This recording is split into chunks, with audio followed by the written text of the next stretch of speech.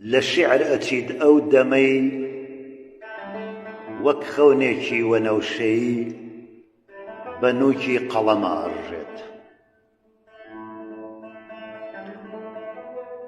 لە شیعر ئەچیت کە نەرم ئەوەرێتە سەر خەیاڵ و زمانی وشەکان ئەپژێت.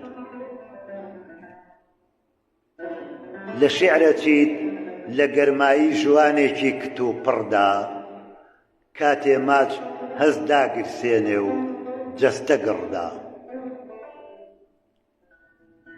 لە شیعر ئەچێت تیشکی گەش و مەستی نیگات ئەو دەمەی عەشقدا ئەکات و ڕۆح سەوزەکات.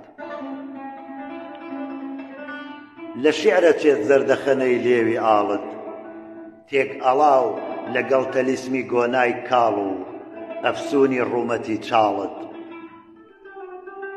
لە شیعر ئەچێت تاڵ بە تاڵی پرچی نەرمت کە وەک شەپۆ لە شێتۆکە لەگەڵ بایەکی بزێودا سەماعەکەن لەسەر دەریای ڕوخساری ناسکی گەرمت.